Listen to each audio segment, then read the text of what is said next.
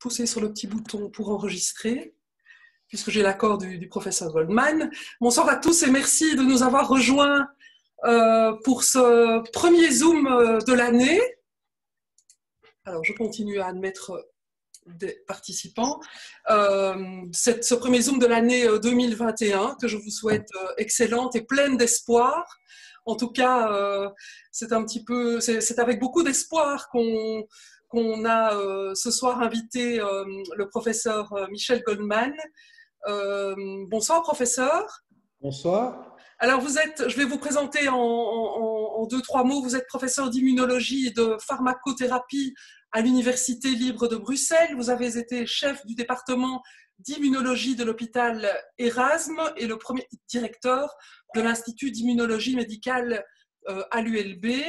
Parmi les nombreuses distinctions obtenues tout au long de votre carrière, vous avez reçu le diplôme de docteur honoris causa de l'Université de Lille.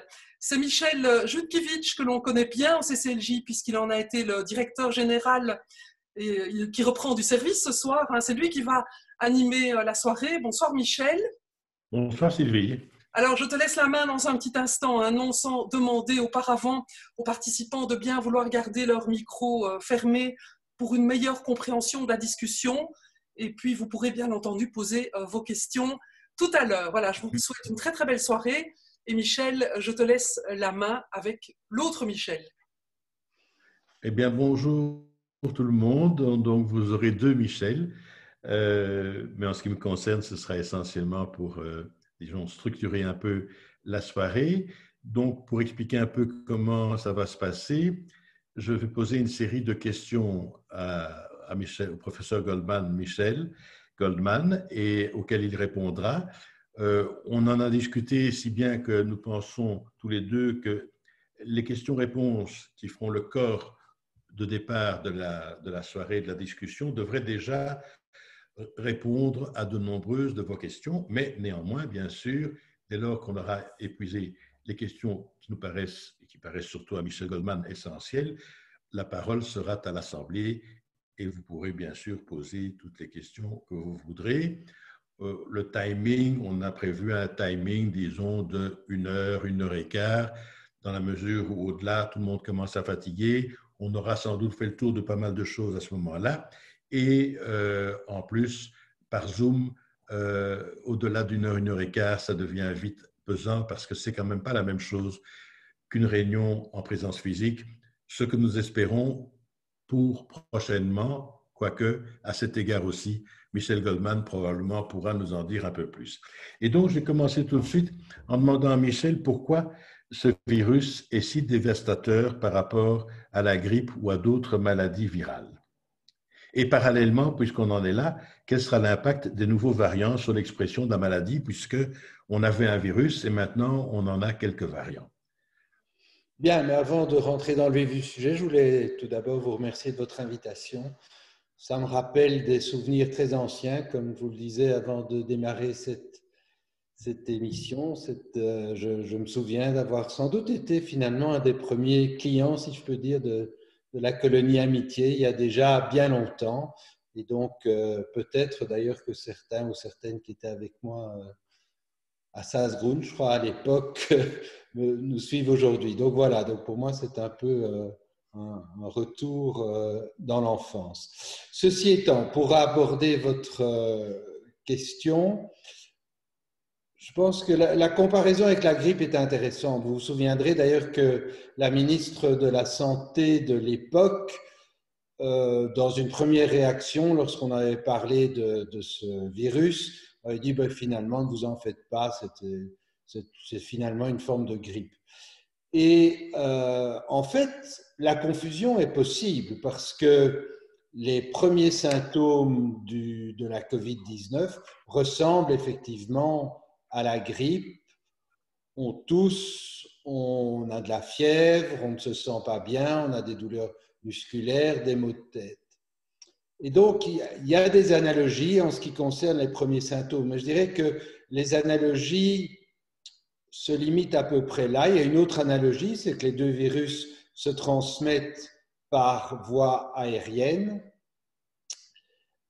Mais pour le reste, comme vous le savez, lorsque l'on compare la grippe et la Covid-19, la grande différence, c'est évidemment que la Covid-19 peut évoluer vers une forme excessivement sévère.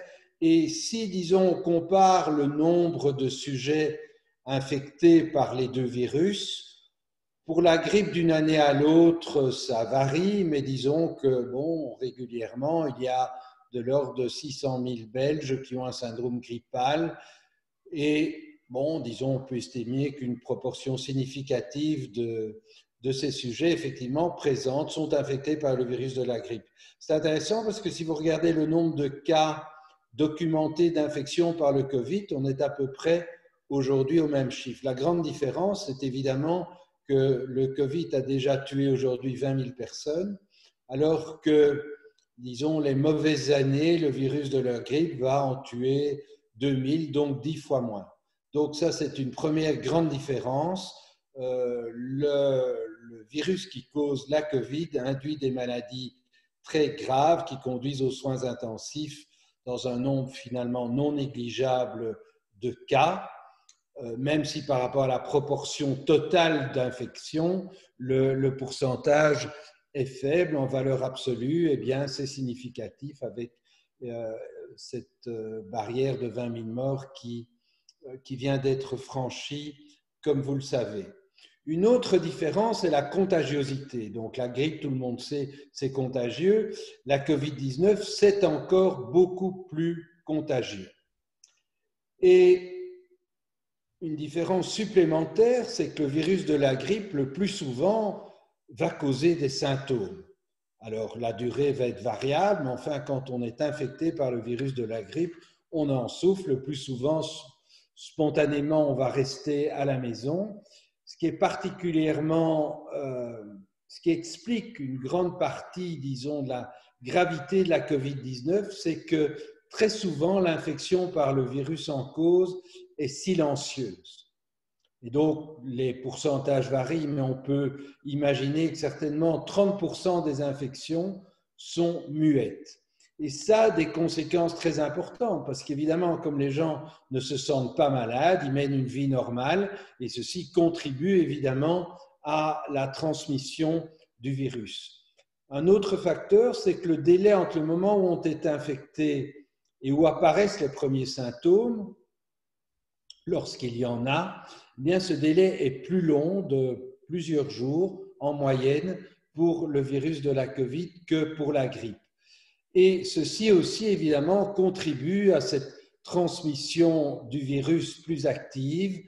En particulier, on sait que certains individus, les supercontaminateurs, sont susceptibles finalement en quelques heures de contaminer des dizaines de personnes avec lesquelles ils sont en contact. Alors, si on en vient à des choses, disons, plus positives d'une certaine manière, il y a évidemment les enfants. Pour ce qui est du virus de la grippe, les enfants jouent un rôle très important dans la transmission de ce virus, même s'ils souffrent très rarement de grippe qui pose des problèmes médicaux significatifs. En tout cas, ils contribuent grandement à la transmission. Et vous savez que pour la Covid, non seulement les enfants sont protégés, cette protection d'ailleurs n'est pas absolue, on pourrait y revenir, mais en gros, les enfants, en particulier les petits-enfants, ne développent pas de symptômes. Et aussi, ce qui est très important, les enfants ne sont pas des transmetteurs, en tout cas importants, du virus. Encore une fois, c'est une différence significative par rapport à la grippe. Alors, un autre aspect positif, puisque j'imagine qu'on va pas mal parler des vaccins aujourd'hui, c'est que si le vaccin contre la grippe est efficace, il est efficace, mais avec une efficacité relative de l'ordre de 50 à 60%. Les vaccins dont on dispose aujourd'hui pour la Covid sont beaucoup plus efficaces, puisque vous savez que les grands essais cliniques sur des dizaines de milliers de personnes ont démontré des efficacités qui varient entre 90 et 95% pour les vaccins qui sont aujourd'hui déployés. Je pense au vaccin Pfizer, au vaccin Moderna. Nous verrons quelles sont les données exactes pour les autres vaccins qui arrivent. Il faut s'attendre à ce que leur efficacité soit un peu moindre, mais elle sera plus que probablement quand même supérieure à celle des vaccins anti-grippe. Donc, voilà pour, disons, la première question, comparaison Covid-grippe. Alors, on peut parler, si vous voulez, des nouveaux variants, mais peut-être qu'il y a déjà des questions sur, disons, la comparaison de la grippe et de la Covid. Oui, et là aussi, Michel, pour les nouveaux variants, parce que ça c'est assez récent, on dit que les vaccins devraient être efficaces aussi, mais en termes de contagiosité, c'est encore bien pire.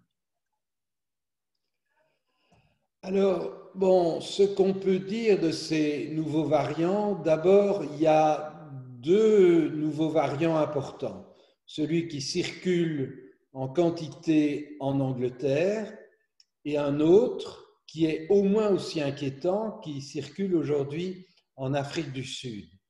À quoi correspondent ces variants? Ils correspondent à des mutations du virus. Le virus, il mute pratiquement en permanence. Il y a énormément de nouveaux mutants qui ont été identifiés. Il y a tout un site web qui est consacré, disons, au suivi de ces mutants. Alors, ces mutations, elles surviennent le plus souvent au hasard. Le problème avec les deux dernières mutations que j'ai évoquées, c'est qu'il semble que le hasard a fait apparaître des mutants qui, pour le variant anglais, a effectivement la capacité d'être plus infectieux, d'être plus contagieux, et c'est ce qui explique que l'Angleterre soit aujourd'hui complètement débordée, comme vous le savez, par la pandémie. Alors, il faut savoir que bon, ce virus anglais, appelons-le comme ça, c'est 8 mutations, et il y a 3 mutations qui sont inquiétantes, dont l'une, on pense, joue un rôle très important dans la transmission, parce qu'elle touche une zone du virus qui est très importante pour sa pénétration dans les cellules. Donc, tout le monde connaît l'image du virus avec ses spicules que l'on doit considérer comme les clés qui permettent au virus de rentrer dans nos cellules. Eh bien, une des mutations qui intéresse ce variant anglais touche le spicule et sa capacité à se lier à nos cellules. Alors, de façon intéressante, cette mutation, on la retrouve dans le variant sud-africain, mais le variant sud-africain, il comporte deux autres mutations qui sont inquiétantes, dont l'une qui semble diminuer la sensibilité du virus aux anticorps que produisent les gens qui ont guéri du virus. Et ça, c'est quelque chose qu'il faut suivre parce que l'on craint qu'effectivement, parmi les mutations qui surviennent au hasard, certaines permettent au virus de mieux résister aux réponses du système immunitaire. Et ça, évidemment, ça pose beaucoup de questions et c'est la source d'inquiétude. Parlant justement de la manière de combattre ce virus, Michel, bon, là maintenant, nous sommes effectivement tous un peu au courant des différents types de vaccins, dont certains sont déjà, comment dirais-je, en service. Les moyens passifs, je pense qu'il est difficile aujourd'hui d'ignorer, ça nous a tellement été seriné, les masques, les distanciations, le lavage des mains, etc. Mais en matière curative, est-ce qu'on a fait des progrès ou est-ce qu'on en est? Parce que pour les gens qui, malheureusement, seraient victimes du virus, est-ce qu'on a aujourd'hui un arsenal ou une méthodologie plus au point qui évite, je dirais, plus de mortalité ou plus de cas graves? Alors, bon, certainement des progrès importants ont été faits pour la prise en charge des patients les plus graves, ceux qui sont dans les soins intensifs. Donc là, grâce essentiellement à une étude menée au Royaume-Uni, on a démontré que l'administration de dérivés de la cortisone, c'est la dexaméthasone, permet de réduire de façon significative la mortalité.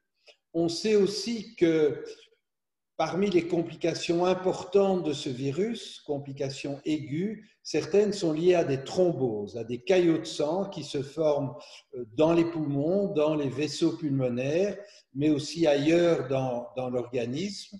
Et donc l'administration de traitements anticoagulants, administration précoce, a aussi permis d'améliorer de façon significative le pronostic de ces formes les plus graves. Alors, je passe sur les détails techniques, mais la manière dont on ventile les patients qui sont en insuffisance respiratoire, on sait aujourd'hui quelle est la meilleure manière de les ventiler lorsqu'ils arrivent au respirateur. Alors, il y a d'autres, disons, traitements qui pourraient montrer une certaine efficacité en cette phase particulièrement sévère, notamment des anticorps qui sont utilisés aujourd'hui dans le traitement de maladies inflammatoires rhumatismales, mais ces effets ne sont pas très spectaculaires. Alors, on a d'autres traitements qui semblent intéressants à la phase très précoce de la maladie. Vous savez qu'on a beaucoup parlé de l'utilisation de plasma prélevé chez des sujets qui ont guéri du Covid, plasma qui contient des anticorps qui neutralisent le virus. Alors, une étude toute récente, publiée il y a 8 jours, montre que ce traitement par du plasma de sujets convalescents, il y a 2 études de ce type en Belgique, peut être utile s'il est donné très tôt, dès les premiers symptômes. Et donc, il y a d'autres approches de ce type. C'est un des grands défis aujourd'hui, c'est d'identifier des traitements que l'on puisse donner dès les premiers symptômes, dès le diagnostic, avec la difficulté que, comme je l'ai dit, un nombre important de patients qui sont infectés ne vont pas développer de maladie. Et donc, on est là devant un dilemme, qui traiter? Certains de ces traitements sont évidemment très coûteux. Et donc, là aussi, la recherche doit progresser pour identifier très tôt quels sont les sujets infectés qui risquent d'évoluer vers les formes les plus graves. Et on pourrait alors imaginer des traitements tels que celui qui vient d'être approuvé aujourd'hui pour la grippe, qui est un médicament qui s'appelle Xofluza, qui sera recommandé chez les sujets à risque dès les premiers symptômes de la grippe ou même s'ils ont été en contact étroit avec un patient grippé. Donc, on attend beaucoup de ces stratégies à mettre en œuvre très précocement, mais avec la difficulté que, compte tenu du nombre de cas, les appliquer très largement va poser un problème. Donc, finalement, là, on a quand même pas mal progressé en quelques mois. Mais ceci dit, la meilleure manière, sans doute, de guérir de ce virus, c'est de ne pas l'attraper. Et donc là, on se trouve aujourd'hui, chez nous en tout cas, avec 2 vaccins, Pfizer et Moderna. L'Angleterre a aussi avalisé AstraZeneca. On en aura peut-être encore l'un ou l'autre de plus. Est-ce que tu penses que, d'abord, est-ce qu'on aura un jour le choix entre ces vaccins? Et par ailleurs, est-ce que ça a du sens de vouloir choisir? Est-ce qu'ils ont des capacités de protection différentes ou bien est-ce que c'est relativement équivalent? Bon, la première chose que je voudrais dire, et je pense qu'il faut éviter tout triomphalisme, mais quand même, personne n'aurait pu imaginer qu'en moins d'1 an, on arrive à produire un vaccin contre un nouveau virus. Comment est-ce qu'on y est arrivé? Bon, essentiellement pour 2 raisons. La première, c'est que ce virus ressemble comme un frère, pratiquement un frère jumeau, à un autre virus qu'on avait eu l'occasion d'étudier dans différents pays, qui est le virus qui cause ce syndrome de déficience respiratoire aiguë qui avait fait des ravages dans les pays asiatiques et aussi au Canada, en particulier à Toronto, de telle sorte qu'il y avait pas mal de recherches en cours sur ce virus, mais surtout sur des vaccins contre ce virus. J'y ajoute un autre syndrome qui faisait des ravages au Moyen-Orient. Et donc, des vaccins étaient en cours de développement, dont des vaccins qui reposent sur cette technologie ARN messager. Et en fait, cette technologie, elle peut être mise en œuvre très rapidement. Il ne faut pas qu'on dispose du virus dans sa totalité, il suffit qu'on puisse, il n'est pas nécessaire de cultiver ce virus, il suffit qu'on en ait la séquence génétique pour immédiatement commencer à préparer le vaccin. Et c'est ce qui a été fait dès que la séquence génétique du virus a été publiée. Et il faut quand même reconnaître que les scientifiques chinois qui ont été à l'origine de la publication de la séquence génétique ont un grand mérite. Et donc, immédiatement, des chercheurs, en particulier en Allemagne et en Angleterre, qui travaillaient sur d'autres vaccins, en particulier sur le virus frère jumeau, se sont tout de suite mis à, travailler, à préparer en fait un virus contre la COVID-19. Donc, voilà pourquoi ces vaccins ARN sont arrivés les premiers.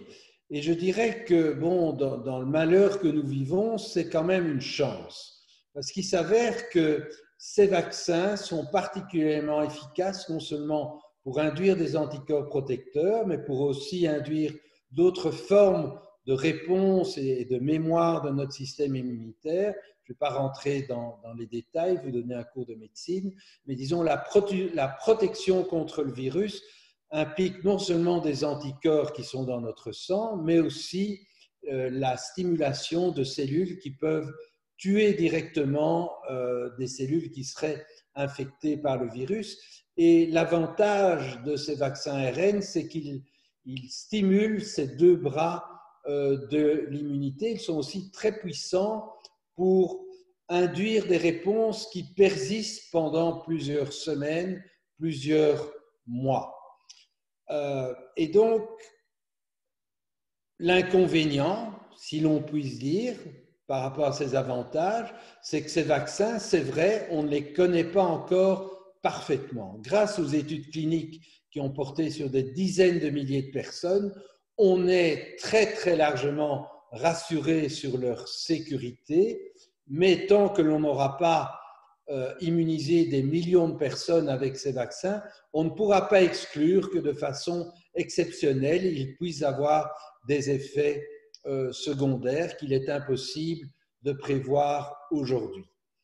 Alors, les autres vaccins qui arrivent, je ne veux pas être trop long, mais ce sont des vaccins qui utilisent en fait un autre virus qui renferme l'information génétique du virus de la COVID. Ça, ce sont les vaccins d'AstraZeneca. C'est le vaccin qui est développé en Russie, le vaccin Sputnik. Et c'est surtout, à mon sens, enfin, c'est aussi en tout cas le vaccin qui est développé par Janssen, bon, qui est en fait développé par Johnson & Johnson, mais il faut quand même reconnaître que ce vaccin est pratiquement né en Belgique. En tout cas, celui qui le porte, Paul Stoffels, est un Belge scientifique industriel de très haut niveau. Et je parle de ce vaccin qui viendra peu de temps sans doute après le vaccin AstraZeneca, parce que son avantage pourrait être qu'il ne nécessitera qu'une seule dose. Et puis arriveront d'autres vaccins qui, disons, ressembleront plus aux vaccins que nous connaissons aujourd'hui. Je pense aux vaccins qu'on donne aux enfants, je pense aux vaccins contre l'hépatite ou aux vaccins contre le papillomavirus. Mais ces vaccins-là arriveront plus tard, avec la réserve qu'il y a une compagnie de biotechnologie aux États-Unis, dont on parle peu encore, Novavax, mais qui semble assez bien avancée. Donc, il y a effectivement toute une panoplie de vaccins qui n'auront pas exactement les mêmes effets, ni en termes d'efficacité, qui n'auront pas nécessairement exactement le même niveau établi de sécurité. Je pense qu'aujourd'hui, il n'y a pas d'inquiétude à avoir, mais pour certains, on aura plus de recul que pour d'autres. Pourra-t-on choisir Je pense que dans un premier temps, on ne choisira pas puisqu'on doit vacciner le plus vite possible avec les vaccins qui vont devenir disponibles au fur et à mesure qu'ils seront produits. Je pense que dans un deuxième temps, je pense et j'espère que dans un deuxième temps, on pourra effectivement être beaucoup plus sélectif. Vous savez que le terme à la mode aujourd'hui en médecine, c'est celui de médecine de précision, donner le bon médicament, le bon vaccin au bon moment en fonction des caractéristiques personnelles, individuelles du patient ou de la personne dans le cas des vaccins. Et donc, j'espère qu'on pourra arriver rapidement à pouvoir effectivement faire des choix qui ne seront pas simples parce qu'il y a évidemment aussi des considérations économiques. Vous savez que le prix de ces vaccins varie beaucoup. Donc, les vaccins actuels ARN sont les vaccins les plus chers. Les vaccins ADN seront sans doute à peu près 6 fois moins chers. Pour les autres vaccins, on ne sait pas encore. Merci Michel. Comme tu le sais sans doute, le CCLJ a repris à son compte depuis des années, datant de David Susskind, cette pensée d'Hillel l'Ancien, si je ne suis que pour moi, que suis-je, mais si je ne suis pas pour moi, qui le sera?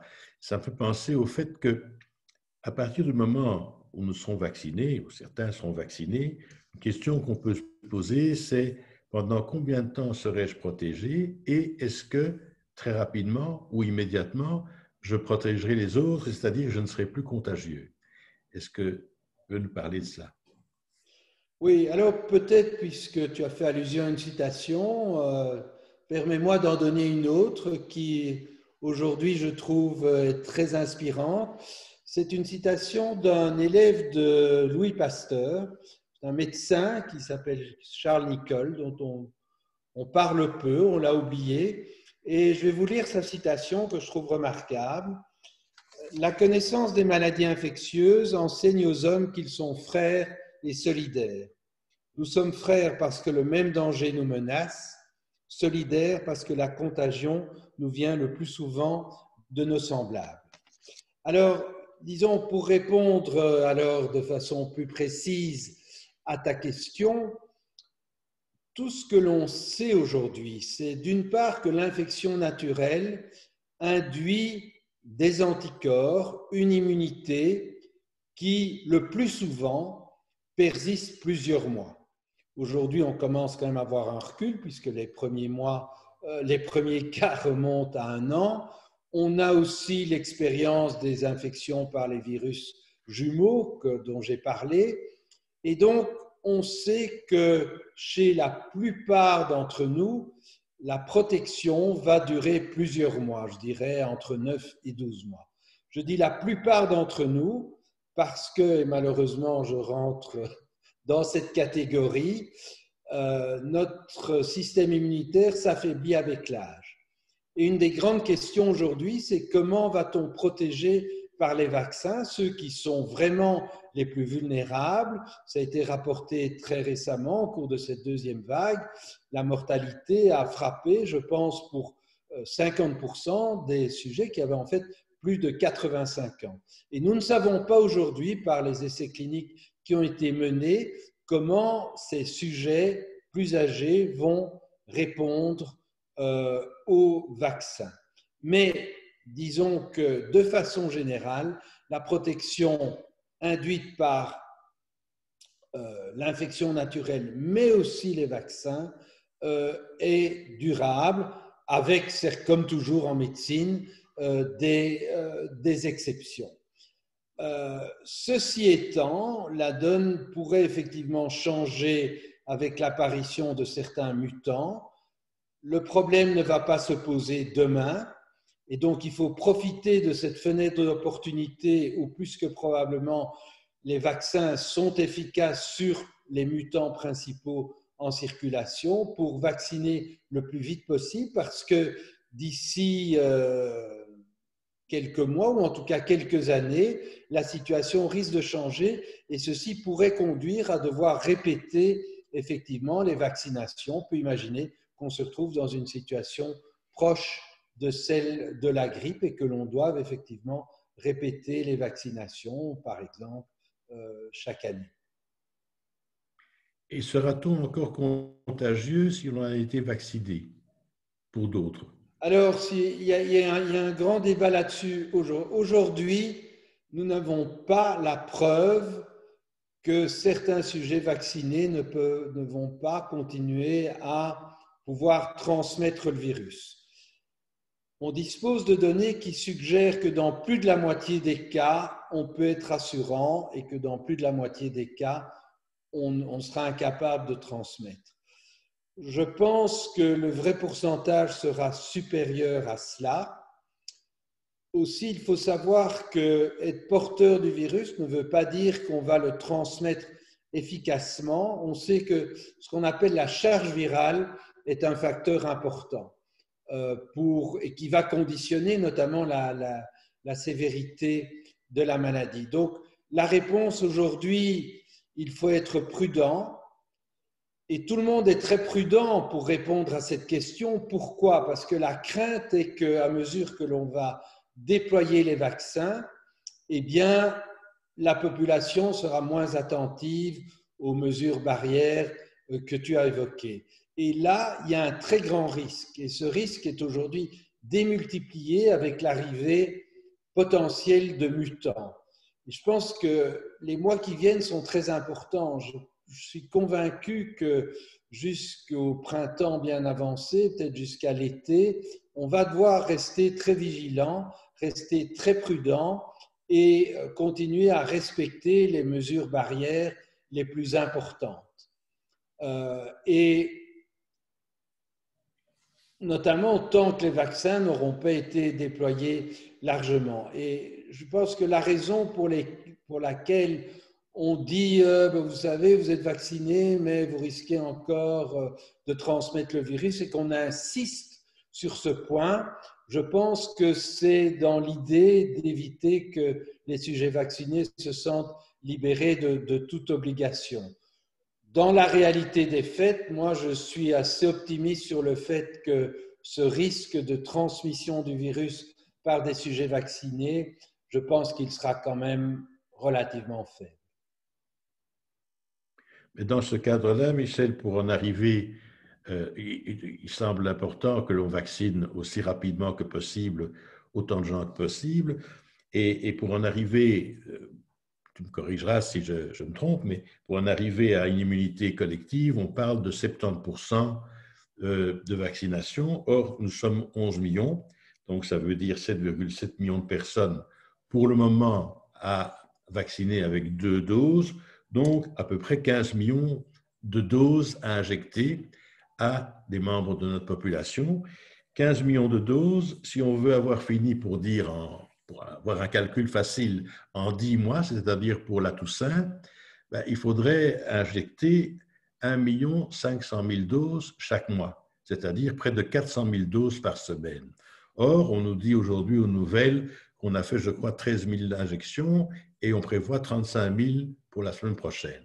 Alors, on est dans un ordre de grandeur complètement différent. Et donc, la question que l'on peut se poser, c'est est-ce qu'on va arriver effectivement à passer de 30 000 à plusieurs centaines de milliers d'injections par semaine? Est-ce qu'on aura vite, rapidement, une logistique qui permet de le faire? Je sais bien qu'en Israël, ils ont réussi à faire ce tour de force, mais ils ont une culture de la gestion de crise et une organisation où l'armée intervient, etc., avec, je dirais, une efficacité qui est différente de celle de nos pays occidentaux. Est-ce qu'on peut espérer que chez nous, on soit vacciné relativement rapidement en grande quantité? Parce qu'à raison de 30 ou de 50 000 par semaine, il nous faudra 3 ans. Oui, alors, bon, pour des raisons évidentes, je commencerai peut-être par dire un mot de la situation israélienne. Alors, c'est vrai qu'Israël est aujourd'hui le champion du monde. Pour les raisons et d'autres que tu as évoquées, la vaccination se déploie à un rythme vraiment extraordinaire, exemplaire. Mais au même moment, comme vous savez, le virus circule de façon excessivement active. Donc, tant pour Israël et aussi dans une large mesure pour le Royaume-Uni, on est aujourd'hui dans une situation où dans ces pays, en fait, on se trouve dans une situation d'expérimentation en vraie grandeur, puisqu'on devrait voir là, rapidement, si les vaccins ont l'effet escompté. Et on verra très vite, et la population l'attend, si effectivement cette couverture vaccinale qui se déploie à vitesse VV' va permettre de relâcher les mesures, disons, les contraintes, et va notamment permettre à court terme de sortir de ces lockdowns. Et donc, je pense qu'on aura très vite des réponses à ce sujet, je dirais dans les 6 à 8 semaines qui viennent. Maintenant, pour revenir à la question sur l'immunité collective, alors je sais que ce que je dis là ne plaît sans doute pas à tout le monde. Je pense que ce chiffre de 70% que certains agitent comme le chiffre magique, moi je pense qu'il n'est plus d'actualité. Il n'est plus d'actualité, pourquoi? Parce que d'une part, il table sur le fait que 70% de sujets vaccinés veut dire 70% de sujets immunisés et incapables de transmettre le virus. On y a déjà fait allusion, mais pour toute une série de raisons, je pense que vacciner 70% de sujets ne veut pas dire que l'on aura 70% de sujets contribuant à l'immunité collective. Je pense que si on arrive à 60%, et à mon avis, on risque d'être plus près de 50 que de 60 en vaccinant 70% de la population, ce sera déjà très bien. 2, si vous regardez la pyramide des âges, on va devoir assez rapidement, pour atteindre ce chiffre, évidemment, vacciner des sujets plus jeunes, des sujets, disons, mineurs. Alors là, on n'y est pas encore. Les vaccins, les 2 vaccins dont on parle aujourd'hui, ils sont approuvés pour des individus qui ont plus de 18 ans ou plus de 16 ans. Vous regardez la pyramide des âges, en Belgique, il y a plus de 2,5 millions de personnes qui ont moins de 19 ans. Et donc, c'est là qu'on va rencontrer des difficultés, évidemment, notamment par rapport à l'hésitation vaccinale. Comment est-ce qu'on va pouvoir facilement déployer dans ces populations ces vaccins, alors que l'on a affaire à une population que l'on sait moins vulnérable au virus. Donc ça, pour moi, c'est effectivement un des grands défis qu'il faut commencer à préparer aujourd'hui. On le prépare. Donc, il y a des essais cliniques aujourd'hui qui sont d'ailleurs exigés par les agences réglementaires chez des enfants pour préciser quelles sont les doses de vaccins les mieux adaptées en pédiatrie. Mais disons, ces résultats ne seront pas connus avant l'été. Et bon, je ne pense pas que c'est au mois de juillet-août qu'on va vacciner des centaines de milliers d'enfants. Je pense qu'on aura envie de faire autre chose pendant les mois d'été que de se préoccuper de vaccination de nos enfants. Tout ça pour dire que ceux qui annoncent une protection, une immunité collective à l'automne, je pense qu'ils rêvent et qu'il faut en revenir à l'explication essentielle. Pourquoi est-ce qu'il faut se faire vacciner? D'abord pour se protéger soi-même. Et celles et ceux qui se sentent à l'abri ont tort. Ceux qui fréquentent les hôpitaux savent que dans les unités de soins intensifs, eh bien, on se trouve face à des patients qui ont une quarantaine d'années. On sait aujourd'hui, j'avais un coup de fil hier d'une collègue d'Amsterdam, que les enfants ne sont pas indemnes. On voit apparaître des cas plus graves chez les enfants. Alors, il semble que ce soit, disons, chez des enfants qui ont des origines ethniques particulières, mais d'ailleurs, on en a beaucoup parlé au cours de la première vague de cette fillette de 12 ans qui a souffert d'un Covid très grave. Donc, il faut bien voir que personne n'est à l'abri et que nous devons effectivement tous nous protéger. Et c'est vrai qu'en même temps, j'y ai fait allusion, il faut se dire que progressivement, mais progressivement, avant même d'atteindre ce chiffre de 70%, nous contribuons à faire barrière au virus. Et en contribuant à faire barrière au virus, on diminue les risques de voir apparaître ces variants plus virulents.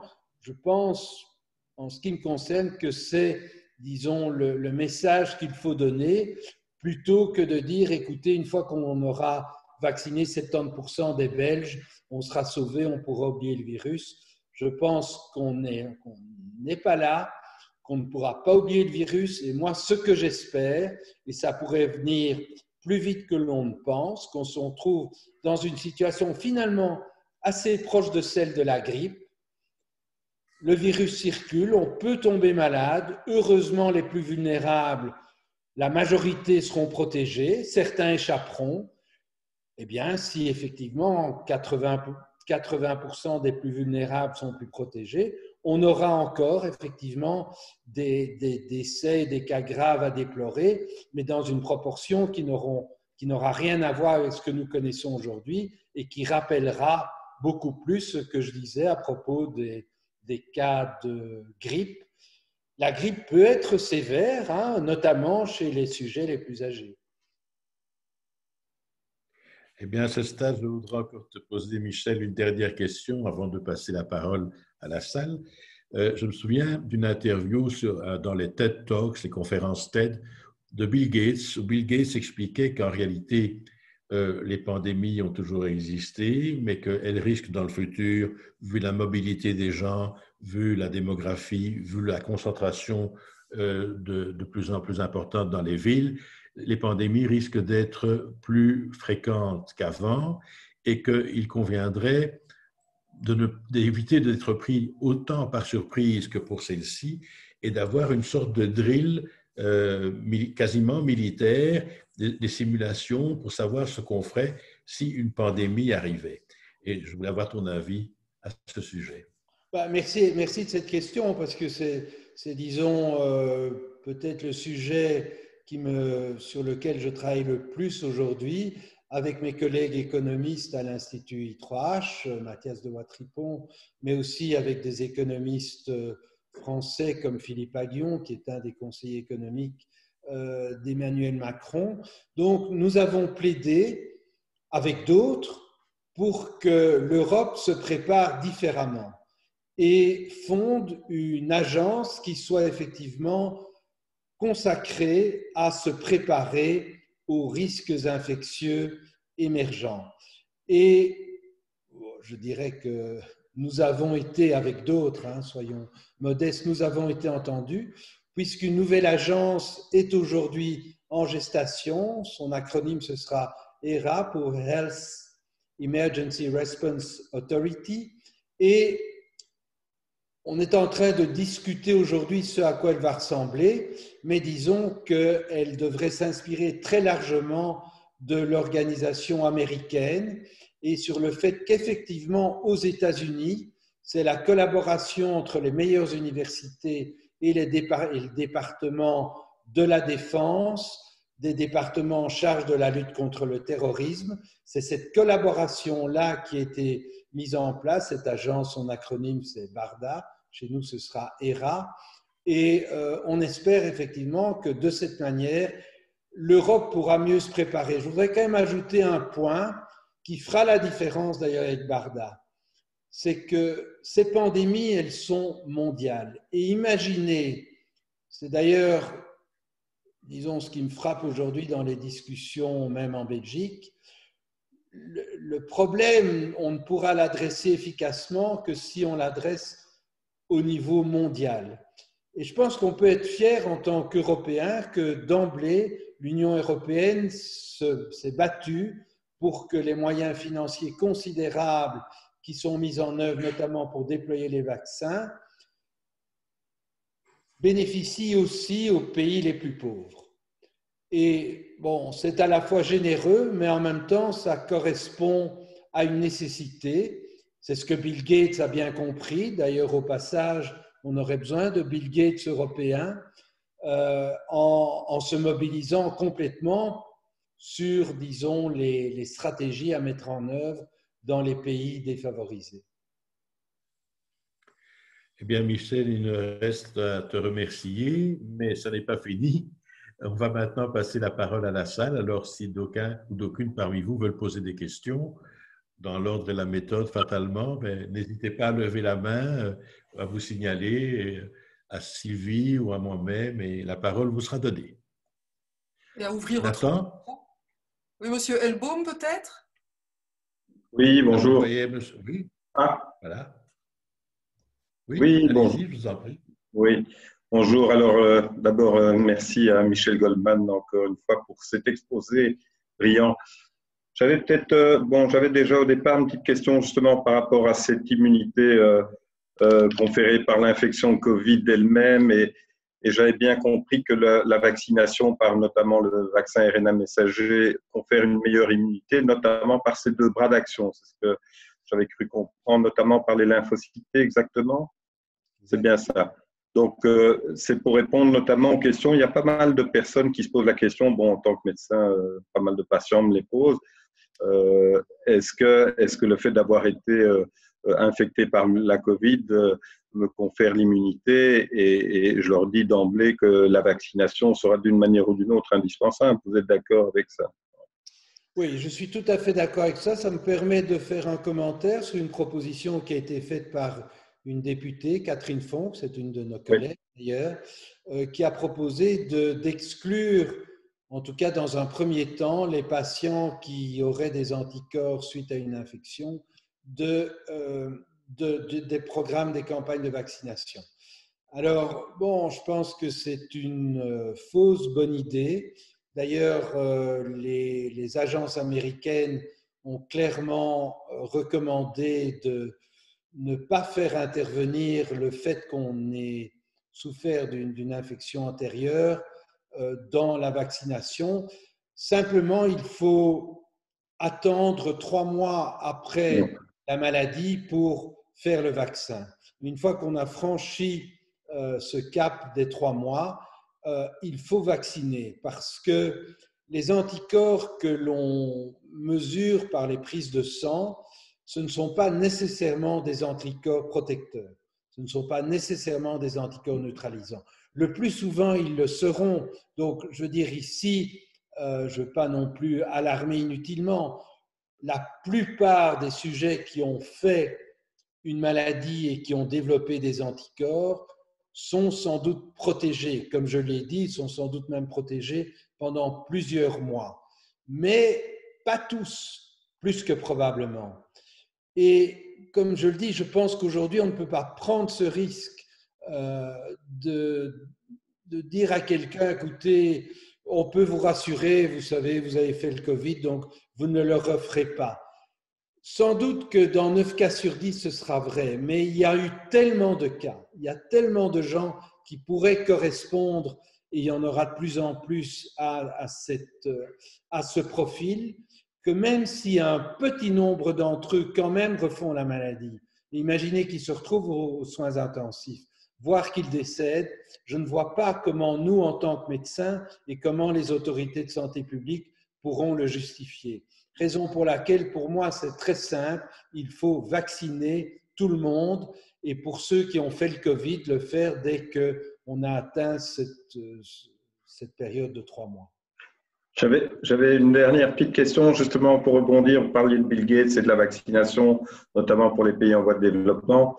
Je suis très impliqué dans des missions africaines justement. Je voulais avoir un peu votre point de vue par rapport à cette faible propagation du Covid malgré les lacunes au niveau dépistage ou autre. Mais on sait très bien, notamment j'étais très impliqué au Bénin, la situation dans ce pays-là n'a quasiment pas bougé depuis le début de la pandémie. Et dans d'autres pays notamment, est-ce qu'il y a des raisons, peut-être que vous pourriez donner, concernant cette moindre pénétration de la Covid dans ces régions d'Afrique noire? Bon, ce sont des régions, disons, où la densité de la population est moindre, où la population jeune est évidemment mieux représentée. Ce sont aussi des régions où les capacités de diagnostic et de testing sont moindres. Il y a certainement des facteurs ethniques, génétiques qui pourraient jouer. Mais disons, votre question me donne l'opportunité de faire de la publicité pour un webinaire qui se tiendra vendredi prochain dans la matinée, qui je pense sera vraiment passionnant. C'est un webinaire qui est organisé conjointement par le Collège de France et le Collège Belgique. Et on aura spécifiquement les 2 dernières interventions. Donc, pour ceux qui ne peuvent se brancher qu'en fin de matinée, ce sera à mon avis entre 11h et midi. On aura un dialogue particulier sur ces questions d'inégalité nord-sud et on aura une conférence finale sur l'accès aux vaccins de par le monde. Et je vous encourage vraiment à suivre ce webinaire dont le titre c'est les inégalités face au virus et le virus source d'inégalités. Merci. Et d'ailleurs, à cet égard, Sylvie fera une annonce sur le site web du CCLJ avec les détails de cette conférence. N'est-ce pas, Sylvie? Je publierai le lien comme ça. Merci. Vous aurez toutes les Ça m'intéresse. Autre Il y a peut-être question. le programme aussi, si vous voulez bien. Nathan Dubaski, vous aviez une question? Oui, cher Michel. Voilà, professeur Goldman, je voudrais rebondir sur une partie de la question de Michel Jutkiewicz qui n'a pas vraiment reçu une réponse. C'est celle qui concerne la campagne de vaccination proprement dite. Je suis un petit peu surpris par l'insuffisance d'informations concernant l'organisation de cette campagne. Je venais de lire avant votre conférence qu'il était question, quelque part, de 200 centres de vaccination en Belgique. Et puis là-dessus, des premières contestations apparaissent. D'aucuns disent que 70 suffirait largement, et ainsi de suite. L'impression que j'ai, et vous me confirmerez si j'ai tort, si j'exagère, si je suis pessimiste ou anormalement critique, l'impression que j'ai, c'est qu'on découvre qu'on va recevoir un vaccin et qu'il faudrait peut-être maintenant songer à mettre en place l'infrastructure et la logistique. Il me semble qu'on aurait pu déjà prévoir cela depuis longtemps. On sait aussi qu'en Belgique, il n'est pas question, pas plus qu'en France et sans doute ailleurs en Europe, de faire cela à marche forcée, comme on le fait en Israël, où on vaccine la nuit. Hein. J'ai entendu dire qu'on pouvait être convoqué à 3 heures du matin, et certainement les week-ends, et Shabbat compris. J'ai quelques doutes en ce qui concerne la Belgique. Donc, je voudrais savoir si on a aujourd'hui un éclairage un peu plus éblouissant sur la manière dont on compte procéder, ou bien si on est encore toujours dans l'improvisation. Merci. Alors, je voudrais préciser 2 choses en réponse à votre question. La première, c'est que moi, je n'ai aucun rôle dans la mise en œuvre ni de la campagne de vaccination. Donc, j'ai ce privilège de pouvoir émettre des avis de façon complètement indépendante et autonome. Et à cet égard, j'aurais dû le dire au début parce que c'est une question qui m'est évidemment posée. Je n'ai aucun conflit d'intérêt, je n'ai aucun intérêt dans aucune industrie pharmaceutique productrice de vaccins. Donc, la réponse que je vous donne, c'est la réponse d'un observateur indépendant. Tout ce que j'observe, c'est qu'il y a une vraie mobilisation de tous les acteurs. Donc, je pense que chacun, et je suis en contact, y compris avec des responsables ministériels, je pense que chacun fait au mieux qu'il peut dans un pays dont il va falloir repenser fondamentalement l'organisation en matière de santé. Mais il ne faut pas se tromper de responsabilité. Je pense qu'il faut, et c'est ce que j'essaye de faire tout en étant critique, je pense qu'il faut aujourd'hui soutenir ceux qui sont sur le pont, qui font avec les moyens dont on dispose, qui mobilisent autant qu'on peut le faire dans un pays qui n'est pas prêt non plus à tout accepter. Et on le voit bien, on l'entend bien. Alors, donc ça, c'est la première chose que je voudrais dire. Et mes contacts, notamment avec des collègues généralistes, m'apprennent que notamment à Bruxelles, en tout cas, le déploiement des vaccins dans les maisons de repos se déroule plutôt efficacement et plutôt de façon satisfaisante. Des couacs, il y en a certainement déjà et il y en aura. Je pense que ce que nous devons faire et ce que nous devrons faire, mais je suis d'accord avec vous qu'il faut commencer dès aujourd'hui, c'est effectivement constater que notre pays n'était pas prêt, que notre organisation, pas seulement notre organisation institutionnelle, je fais partie avec d'autres de l'Académie de médecine et de l'Académie royale qui ont été critiques contre certaines démarches de notre Institut de santé publique, Scienza-No. Donc je pense qu'il sera très important, plutôt que, ou en tout cas à côté des responsabilités des personnes, de revoir de façon assez fondamentale. Et je crois que la réforme de l'État qui se profile pour 2024 et qui doit se préparer dès aujourd'hui sera l'occasion effectivement de revoir notre système, je dirais, de façon approfondie et notamment par rapport à la préparation aux pandémies. Donc, ma réponse est bien sûr que la façon dont nous fonctionnons n'est pas idéale et qu'il va peut-être falloir, en particulier si on reste avec ce problème de stagnation de la pandémie, de plateau, et d'autant plus si quand même une troisième vague surgit, notamment à cause de ces nouveaux variants, peut-être bien qu'à ce moment-là, eh bien, il va falloir remettre en cause de façon beaucoup plus fondamentale la manière dont nous fonctionnons.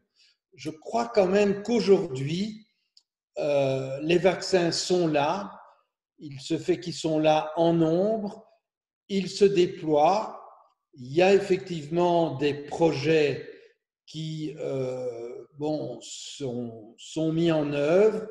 C'est quand même très très tôt pour déjà émettre un avis très négatif, notamment sur les centres de vaccination. Je pense que le gouvernement, le nôtre et d'autres, ont fait une énorme erreur. C'est de lancer un lancement symbolique avant le Nouvel An. Parce qu'évidemment, les compteurs ont commencé à tourner à partir de ce moment-là, ce qui est absurde. Les compteurs, pour moi, ils ont commencé à tourner le 5 janvier. Bon, nous sommes le 11 janvier. Je pense que, bon, d'ici, je dirais, une dizaine de jours, on verra plus clair. Mais je trouve que déjà tirer aujourd'hui sur notre organisation, c'est un peu tôt.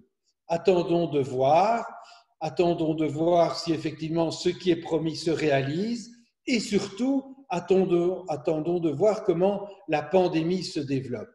Parce que je n'exclus pas, et quand même il y a déjà eu des changements fondamentaux avec ce gouvernement-ci, il n'est pas exclu qu'il faille aller encore plus loin si nous perdons le contrôle de la pandémie. Comme il faut bien le dire, ça a été le cas au Royaume-Uni, et quand même il faut le reconnaître parce que c'est la réalité.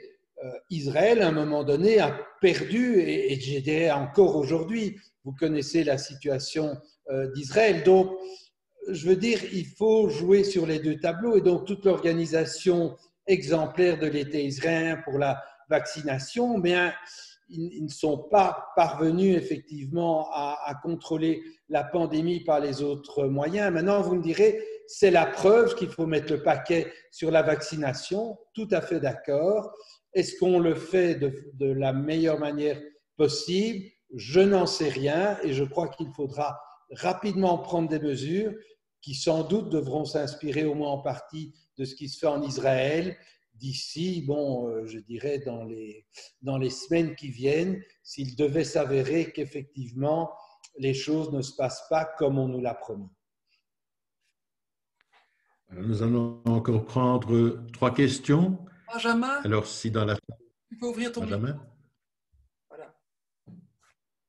Bonjour, professeur Goldman. Merci beaucoup d'avoir pris le temps pour parler au CCLJ. Alors, vu qu'on Benjamin, mais écoute, sachant que tu en étais le président, comment voulais-tu que je fasse autrement?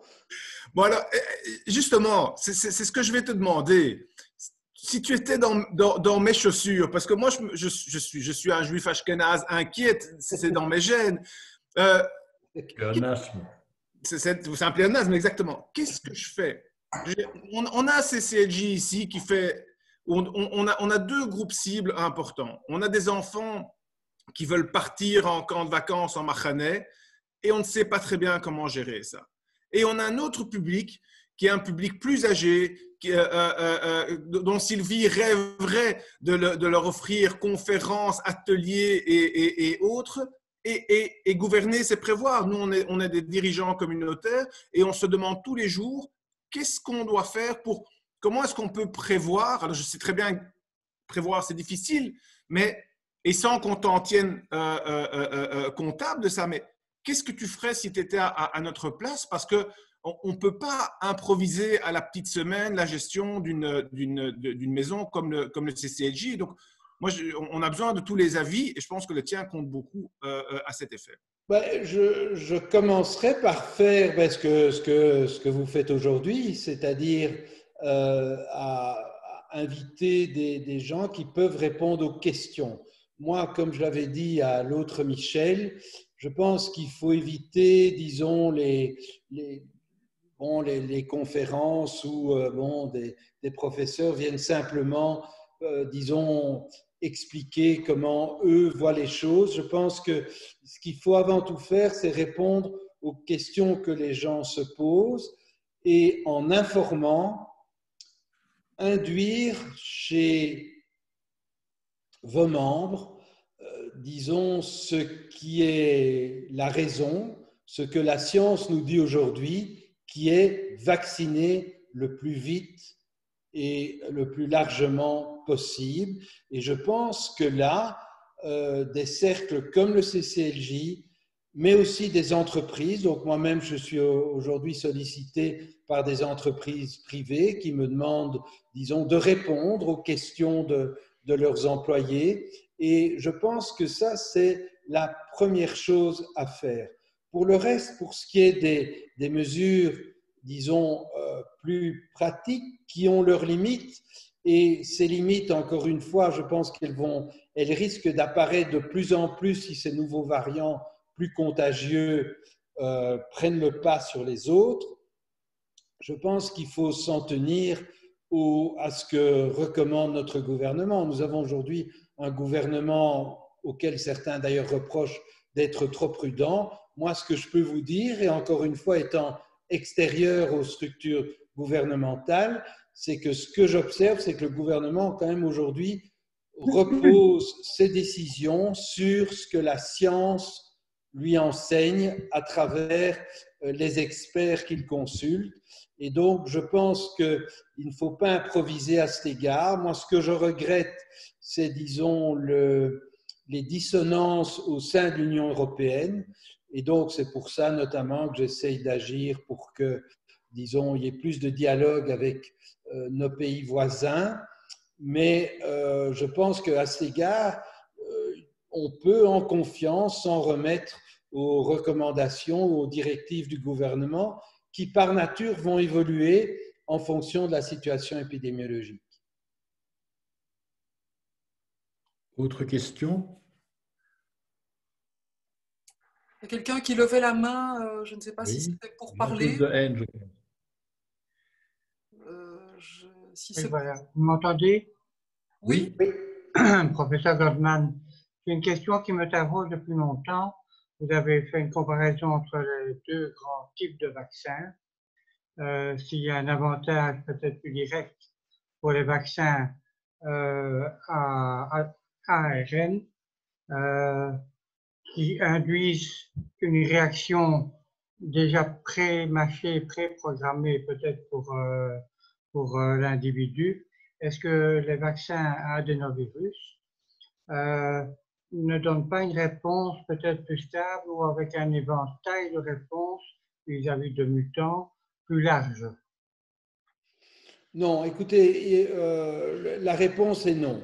Je pense que ce qu'il faut savoir, c'est que tous les vaccins, et j'inclus là-dedans les vaccins les plus classiques, hein, on peut parler de vaccins, disons, presque ancestraux, mais qui sont efficaces. Les vaccins chinois aujourd'hui, qui sont déployés dans pas mal de pays de par le monde, il faut le savoir, notamment dans les Émirats, mais aussi au Maroc et ailleurs. Moi, je suis aujourd'hui convaincu que ces vaccins ont une certaine efficacité. Et donc, si vous voulez, tous ces vaccins, y compris ces vaccins chinois, y compris les vaccins ARN, y compris les vaccins ADN, y compris les vaccins GSK, Sanofi qui arrivent, ils reposent sur le même antigène. Ils reposent sur la même cible dans le vaccin, qui est cette protéine qui intervient dans la formation de ce spicule, de cette clé qui permet au virus de rentrer dans les cellules. Donc, tous ces vaccins ont le même objectif, induire une réponse de notre organisme contre une protéine bien précise, la spike protein du virus. Et donc, en termes, si vous voulez, de spectre, le spectre est le même. Ce qui va varier, c'est effectivement l'intensité de la réaction et le type de réaction qui peut effectivement varier d'un vaccin à l'autre. Je dirais que fort heureusement pour les sujets les plus vulnérables qui sont aujourd'hui, comme vous le savez, l'objet de la plus grande attention dans les campagnes de vaccination, pour les sujets les plus vulnérables, toutes les informations dont on dispose aujourd'hui suggèrent que les vaccins les plus efficaces et les plus adaptés sont les vaccins ARN messagers. Et donc, c'est comme ça, mais heureusement, les premiers vaccins qui arrivent donnés aux sujets les plus vulnérables sont plus que probablement les plus efficaces parmi ceux dont on disposera. Alors là, je suis prudent dans les 2 ans qui viennent. Je vois arriver des vaccins encore plus efficaces, mais qui sont à un stade purement expérimental et que je ne vois pas arriver, disons, avant 2 ans d'ici. Merci, professeur. Une dernière question. Je vous en prie. Une dernière question. Est-ce qu'il y en a une? Une fois? 2 fois? Est-ce que je oui, peux? Je vois que... Oui, je vous en prie, M. Godlewitz. Là, il me semble que je reconnais quelqu'un. Bonsoir, Michel. C'était mis au télé. C'est Amy. Oui? C'est moi. Ah bon? C'est bien. C'est bien, c'est que je n'ai pas trop vieilli. Dis-moi, Michel. Puisque les vaccins sont là. Oh, merci. Dis-moi, puisque les vaccins sont là, qu'est-ce qui empêche de vacciner, d'ouvrir des centres, comme éventuellement le CCLJ ou n'importe où, pour vacciner en masse, puisqu'ils sont là? Alors, bon, avoir le vaccin, c'est une chose. Il faut le conserver dans les conditions où il doit être conservé. Bon, oui. Le vaccin Pfizer, c'est moins 60 degrés. Donc ça, c'est 1. 2, il faut les bonnes seringues, il faut les bonnes aiguilles.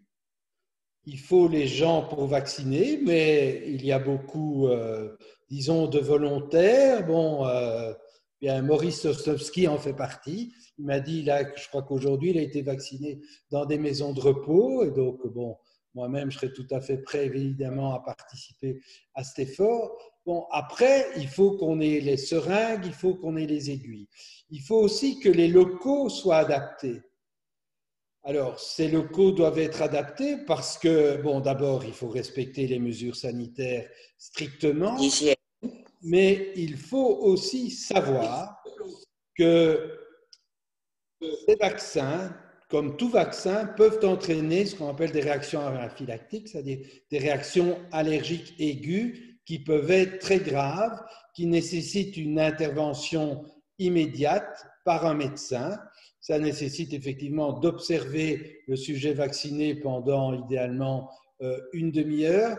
Donc, il y a une logistique à mettre en place 2, il est fondamental de bien enregistrer. Donc, il y a effectivement, entre guillemets, une paperasserie qui est inévitable, qui est certainement à l'œuvre en Israël aujourd'hui. Il faut qu'on ait la trace des sujets vaccinés, qu'on puisse les suivre, voir ce qui leur arrive. Donc, il y a là toute une administration qui, pour une partie, est indispensable. C'est notamment ce suivi des sujets vaccinés qui va permettre éventuellement de réaliser des effets que l'on n'attend pas d'ici quelques mois ou quelques années. Donc, les choses ne sont pas si simples.